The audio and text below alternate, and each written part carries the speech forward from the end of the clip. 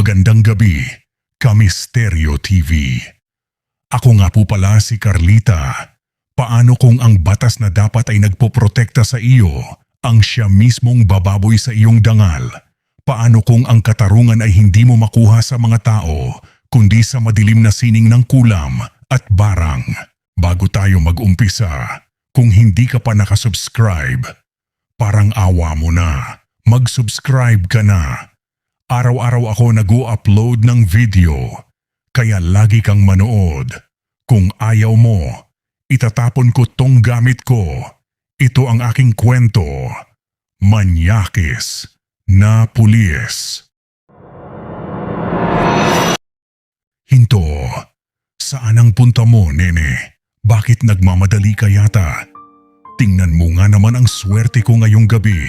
Sa gitna ng dilim, may isang magandang bulaklak na naliligaw sa aking teritoryo. Hindi mo ba alam na bawal ang pag-alagala sa oras na ito? Delikado rito, Carlita. Maraming masasamang loob sa paligid. Halika muna rito sa loob ng outpost ko. Malamig ang gabi. Baka sipunin ka pa. Huwag kang matakot.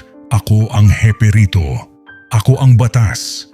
At ang batas ay gustong makipagkwentuhan sa iyo ng masinsinan.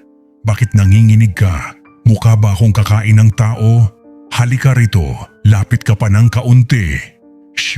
Hepe Martinez. Magandang gabi po. Pasensya na po kayo, galing lang po ako sa overtime sa Patahian. Kailangan ko na po talagang makauwi dahil naghihintay ang asawa ko sa akin.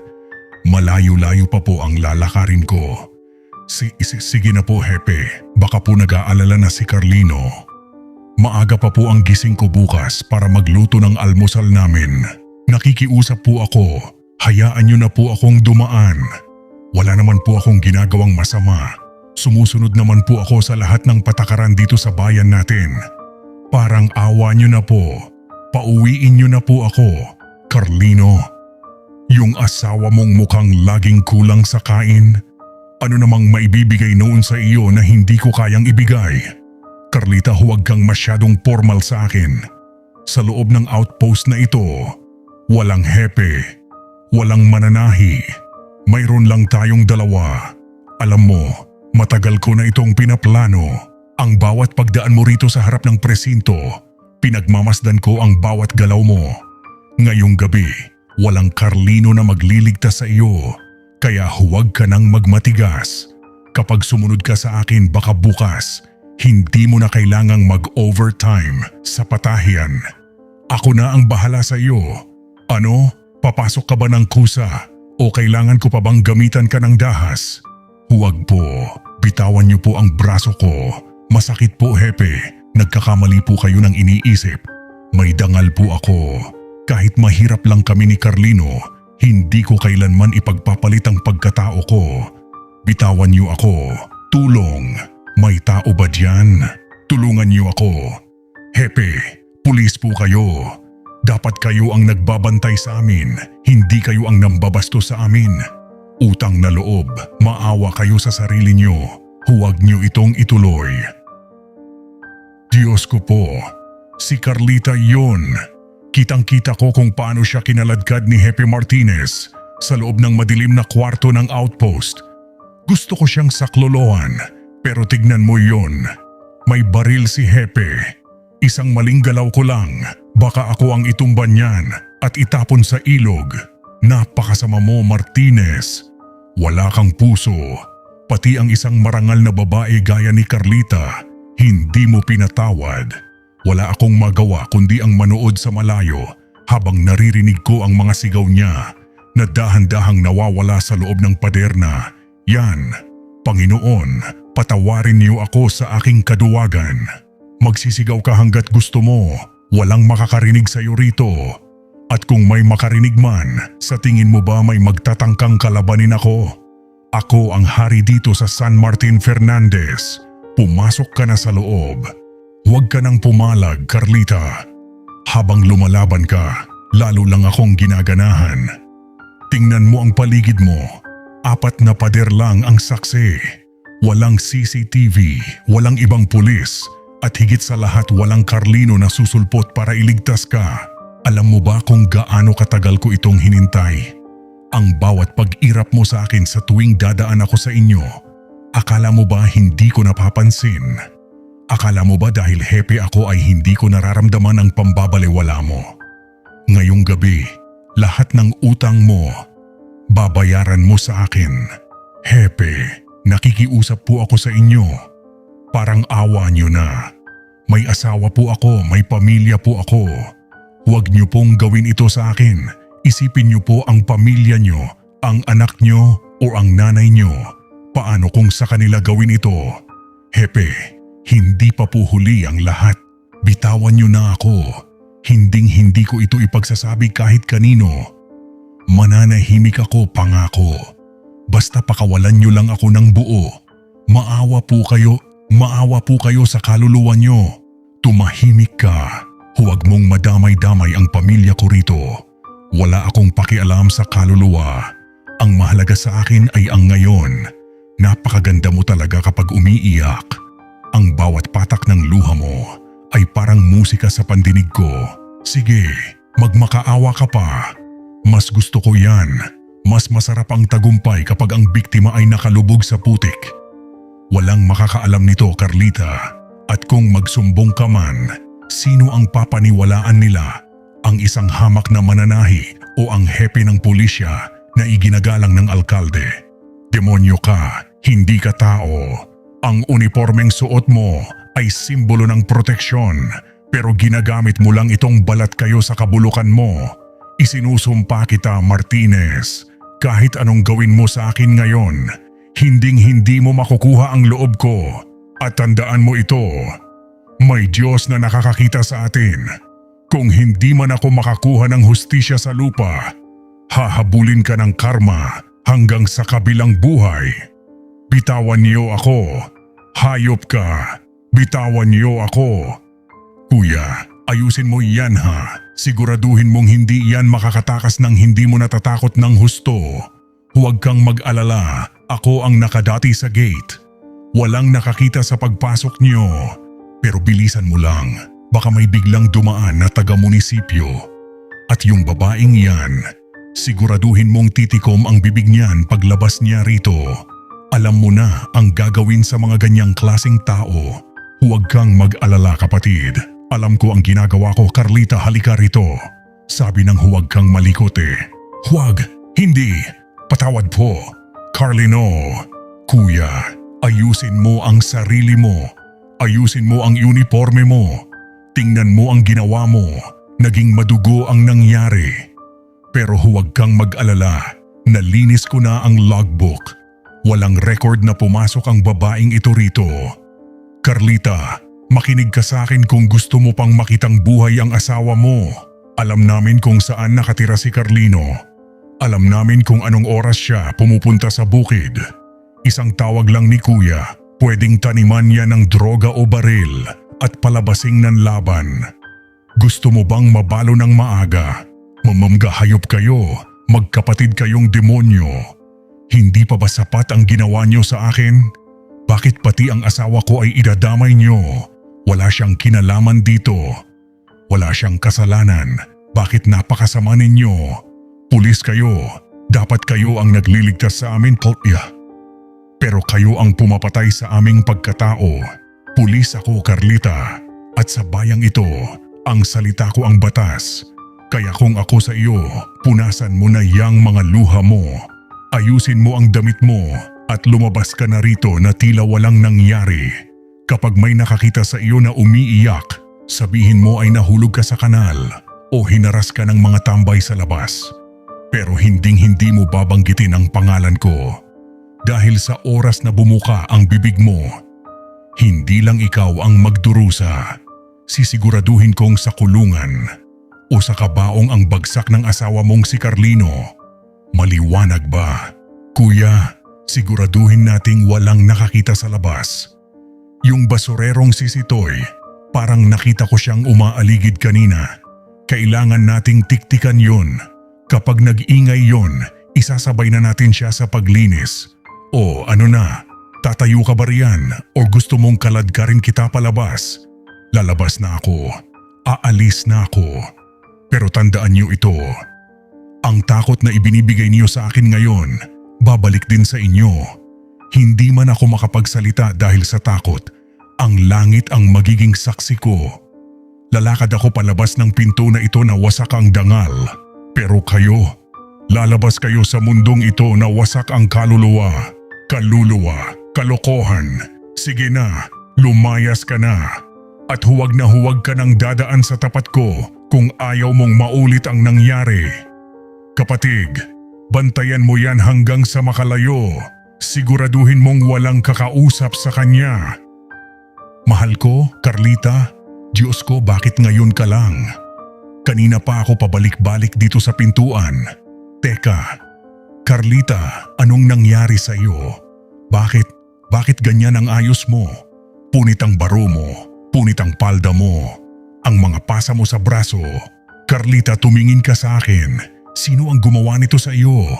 Sabihin mo sa akin, sino ang hayop na humawak sa iyo? Carlino, patawarin mo ako. Patawarin mo ako. Hindi ko ginusto ito. Lumaban ako, Carlino. Lumaban ako pero napakalakas niya. Si Hepe Martinez. Hinarang niya ako sa kalsada. Kinaladkad niya ako sa loob ng presinto. Sinira niya ako, Carlino. Sinira niya ang buhay ko. Ano? Si Martinez. Ang hepe ng mga pulis. Ang hayop na yon. Susugurin ko siya. Papatayin ko ang demonyong iyon. Bakit niya ginawa ito sa iyo? Wala akong pakialam kung hepe siya. Wala akong pakialam kung may baril siya. Hindi ko hahayaang mabuhay ang taong binalahura ang asawa ko. Huwag, Carlino. Huwag kang pupunta doon. Pinagbantaan niya ang buhay mo. Sabi niya, itatumba ka raw nila. Tataniman ka ng ebidensya at palalabasing nanlaban ka. Ayokong mawala ka, Carlino. Sapat na ang nawala sa akin, huwag na pati ikaw. Maawa ka, manatili ka rito sa tabi ko. Baka patayin ka nila. O natatakot ka na baka patayin nila ako? Tumingin ka sa mga mata ko, Carlita. Alam mong matagal ko nang tinalikuran ang madilim na buhay na kinalakihan ko sa Siquijor. Pinangako ko sa iyo na magiging isang simpleng magsasaka na lang ako. Dahil ayaw kong mabahira ng dugo ang ating tahanan. Pero mukhang ang mundo mismo ang humihila sa akin pabalik sa dilim. Carlino, anong ibig mong sabihin? Anong gagawin mo? Kung ang batas ng tao ay bulag at bingi, tatawagin ko ang batas ng aking mga ninuno. Hindi ko kailangan ng itak para pasabugin ang dibdib ni Martinez. Hindi ko kailangan ng baril para mabulok ang kanyang laman. Ang baul na ito, 10 taon ko itong hindi binuksan. Ngayong gabi, muling aalingasaw ang amoy ng kamatayan sa bahay na ito. Martinez, hindi mo alam kung anong sumpa ang ginising mo. Si Toy, anong ginagawa mo rito sa oras ng madaling araw? Bakit parang hinahabol ka ng masamang espiritu? Pumasok ka bago ka pa makita ng mga nagpapatrolya. Carlino, nakita ko ang lahat. Kagabi, nandoon ako sa tapat ng outpost. Nakita ko kung paano hinarang ni Hepe si Carlita. Nakita ko kung paano niya sinaktan ang asawa mo at kinaladkad sa loob. Gusto ko sanang sumigaw, gusto ko sanang lumaban. Pero itinutok niya ang baril sa labas. Parang alam niyang may nakatingin. Patawarin mo ako, Carlino. Patawarin mo ako sa kaduwagan ko. Huwag kang humingi ng tawad sa akin, si Toy.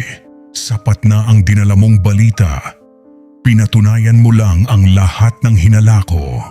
Ngayon may pangalan na ang demonyo at may mukha na ang dapat pagbayaran.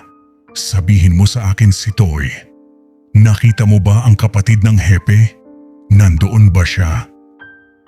Oo, Carlino, siya ang nagbantay sa labas. Siya ang nagsabing lilinisin niya ang record. Sabi pa niya, tataniman ka raw nila ng ebidensya para hindi ka makapagsalita. Carlino, kailangan nating pumunta sa probinsya. Isumbong natin ito sa mga nakakataas. Huwag mong labanan mag-isa. Wala nang oras para sa mga papeles, si Toy. Ang batas na kilala ko ay hindi nababayaran ng pera. Salamat sa iyong katapatan. Ngayon, umuwi ka na at manahimik. Huwag kang titingin sa likod kahit anong marinig mo sa presinto simula bukas. Hayaan mong ang dilim ang gumawa ng trabaho para sa amin. Carlino, narinig ko ang lahat. Totoo nga, pinagtulungan nila tayo. Ano nang mangyayari sa atin? Paano tayo lalaban sa mga taong may baril at lansa? Carlita, ang baril nila ay tumatama lang sa laman. Pero ang sumpa ko, tumatagos hanggang sa buto at kaluluwa. Sitoy, umalis ka na. Magsisimula na ako sa kapangyarihan ng itim na buwan. Sa bawat hibla ng buhok na nakuha ko sa iyong suklay. Martinez, ikaw ay magbabayad. Martinez, akala mo ba ang uniforme mo ay sapat na proteksyon? Akala mo ba ang baril mo ay kayang pumatay ng espiritu? Ngayong gabi, ang bawat hapdi na ibinigay mo kay Carlita ay babalik sa iyo ng makasandaang beses. Tusok sa dibdib, tusok sa lalamunan. Ang bawat kasinungalingan mo ay magiging uod sa iyong bibig. Carlino, parang nag-iba ang anyo mo. Ang mga mata mo, tila naging kasing itim ng gabi. Sigurado ka ba rito? Kapag ituloy natin ito, wala na tayong balikan. Pero kapag naisip ko ang ginawa niya, kapag naisip ko ang halakhak niya habang humihingi ako ng awa. Sige Carlino, ipadama mo sa kanya ang impyerno dito sa lupa. Aray, ano yun? Kapatid, halika rito. Parang may bumaon na pako sa dibdib ko. Napakasakit, hindi ako makahinga. Kuya, anong nangyari sa'yo? Pawis na pawis ka ah. Baka sa alak lang yan o sa pagod kagabi. Uminom ka muna ng tubig. Wala namang tao rito, sino namang mananakit sa'yo. Magpahinga ka muna sa sofa. Hindi ito simpleng sakit. Parang may mga karayom na gumagalaw sa loob ng balat ko. Tingnan mo ang braso ko. Bakit may mga itim na pantal? At ang tiyan ko, bakit tila lumalaki at tumitigas? Yak, ano ito? Bakit may lumalabas na buhok at kuko sa isinusuka ko? Kapatid, tulungan mo ako. Tumawag ka ng doktor. Doktor? Walang doktor na makakagamot sa sakit na mula sa katarungan ng lupa. Martinez, tikman mo ang pait ng iyong ginawa. Gapang, mga kapatid kong insekto. Gapang sa kanyang bituka, kainin ang kanyang laman hanggang sa makiusap siya sa kamatayan. Martinez, nararamdaman mo ba ang bawat paggalaw ng karayom?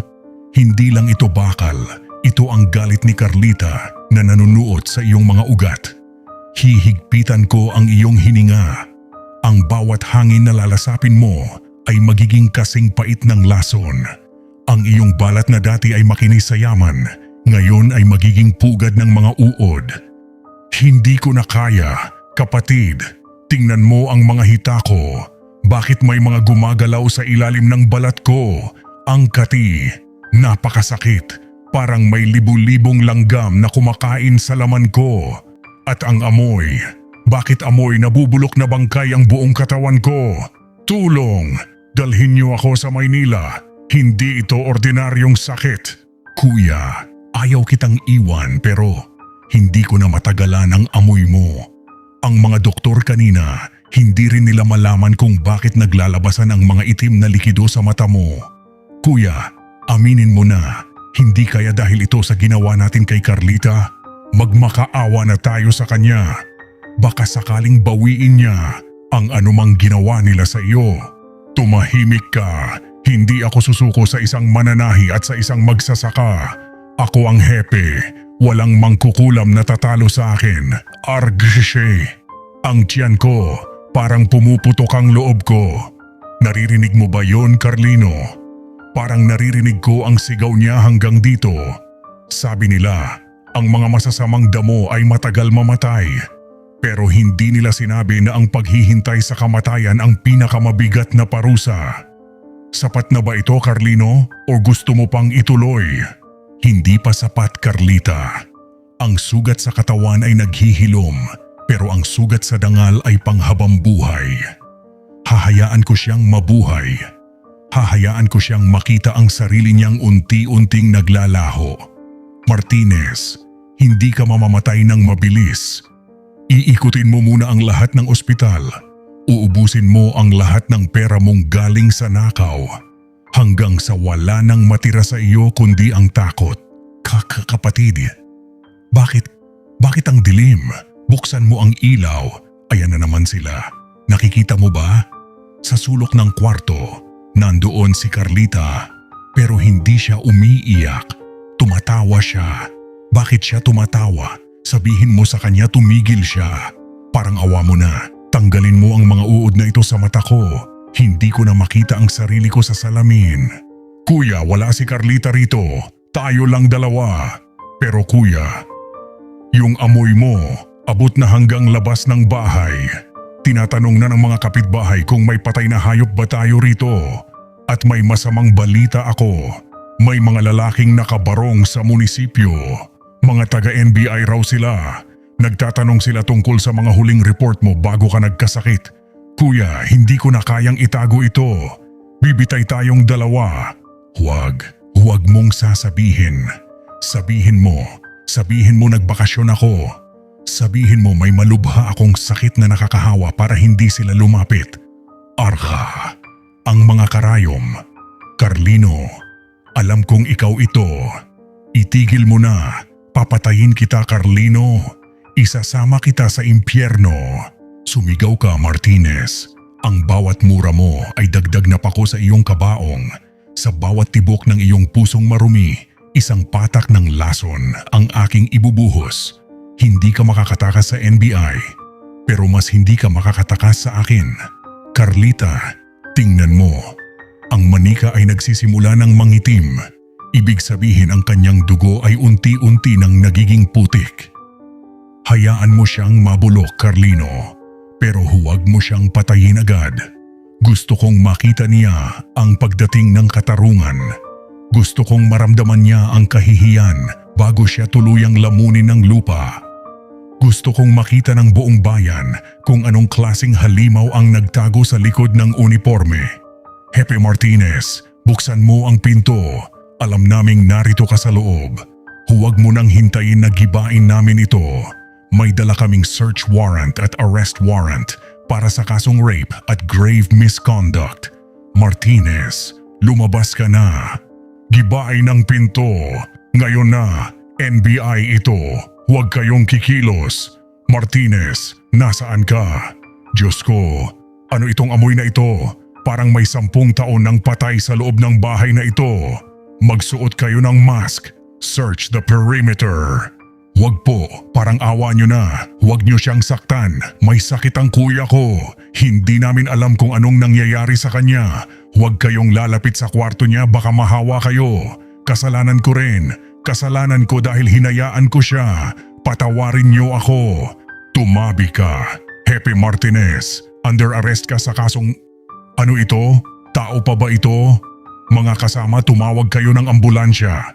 Pero huwag niyo siyang hahawakan ng walang proteksyon. Bakit may mga buhay na uod na lumalabas sa kanyang mga mata? Ayoko na. Patawad. Dalhin niyo ako sa kulungan. Kahit saan. Huwag lang dito. Nakikita ko sila. Ang daming insekto. Kinakain nila ang dila ko. Carlita, itigil mo na ito. Iamin ko na ang lahat. Ako ang gumawa. Ako ang kumuha sa dangal mo. Parang awa niyo na. Tapusin niyo na ang hirap ko. Iyan ang hustisya, Hepe. Akala mo ay malakas ka dahil may baril ka. Akala mo ay mananatili akong tahimik habang buhay? Ngayong gabi, lahat ng dumi mo ay nakalantad na. Kahit ang pinakamagaling na abogado ay hindi ka kayang iligtas sa sumpa ng taong sinaktan mo. Naririnig mo yan, Carlita? Ang pag-amin ng demonyo. Hindi niya kinaya ang bigat ng sarili niyang budhi na pinalala ng aking mga gamit. Gusto mo na bang tapusin ang ritual? O hahayaan nating mabulok siya sa loob ng selda habang dinaranas ang bawat hapdi ng aking barang? Sapat na ang kanyang pag-amin sa harap ng batas. Hayaan siyang mabuhay para pagbayaran ang bawat araw ng kanyang buhay sa likod ng rehas. Gusto kong makita niya ang sarili niya sa salamin araw-araw at maalala na ang bawat uod sa kanyang balat ay bunga ng kanyang pambababoy. Ang batas ng tao ang magkukulong sa kanya Pero ang batas mo, Carlino, ang siyang hinding-hindi magpapatulog sa kanya. Carlita, Carlino, kung naririnig niyo man ako sa gitna ng katahimikang ito, patawad. Araw-araw, bawat hininga ko ay parang may tumutusok na libu-libong karayom. Ang mga sugat ko, hindi nahihilom gaya ng dangal na ninakaw ko sa inyo. Ngayon ko lang napagtanto, ang tunay na kulungan ay hindi itong mga rehas na bakal, kundi ang madilim kong budhi. Tanggap ko na ang parusa ng batas. Tanggap ko na ang habambuhay na pagkabulok dito. Huwag niyo lang hayaang mamatay ako na puno ng galit sa puso niyo. Parang awa niyo na. Papatawarin niyo na ako. Kuya, huli na ang lahat para sa atin. Pareho tayong magbabayad sa loob. Tinanggalan na ako ng serbisyo at ang pangalan ng ating pamilya ay habambuhay ng may mansa. Pero totoo ka, kuya. Mula nang aminin mo ang lahat, tila dahan-dahang nababawasan ang mga uod. Siguro nga, ang katotohanan lang ang tanging gamot sa sumpa na ito. Magdusa tayo rito, kuya. Ito ang nararapat sa atin. Tapos na, Martinez. Ang apoy na ito ang tatapos sa sumpa, ngunit hindi nito buburahin ang iyong sentensya. Pinagbigyan ko ang hiling ni Carlita na hayaan kang mabuhay dahil ang kamatayan ay madaling takasan, pero ang pagsisisi ay isang habambuhay na pasanin. Tinalikuran ko na uli ang madilim na sining. Hinding-hindi ko na ito bubuksan muli hanggat ang katarungan ay nananatiling gising. Salamat, Carlino. Salamat dahil ipinaglaban mo ako sa paraang alam mo. Ngayon malaya na ako. Malaya na ako sa takot. Malaya na ako sa dungis na iniwan niya. Ang San Martin Fernandez ay muling tatahimik. Ngunit ang kwento nating ito ay mananatiling babala. Na ang uniforme ay hindi panangga sa karma. At ang maliit na tao, kapag naapi, ay may kakayahang magpatawag ng katarungang langit at lupa ang saksi. Mga kamisteryo, hanggang dito na lang po ang ating kwento para sa gabing ito.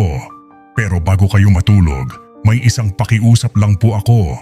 Parang awa niyo na po, mag-subscribe na kayo. Hirap na hirap po akong mag-isip at mag-research ng mga ganitong kwento para lang maaliw kayo. Kung hindi pa po kayo magsusubscribe, baka bukas wala na kayong mapanood na ganito. Parang awa niyo na, pindutin niyo na yung subscribe button at yung bell icon. Libre naman po yan, hindi naman kayo sisingilin ni Hepe Martinez. Araw-araw akong nagpupuyat para sa inyo, kaya kung mahal nyo ako, mag-subscribe na kayo. Kung hindi, baka mamayang gabi may bumulong sa inyo sa dilim at sabihing, bakit hindi ka nag-subscribe kay Kamisteryo TV? Sige na po, parang awa nyo na. Tapon ko talaga tong mic ko kapag hindi pa kayo nag-subscribe.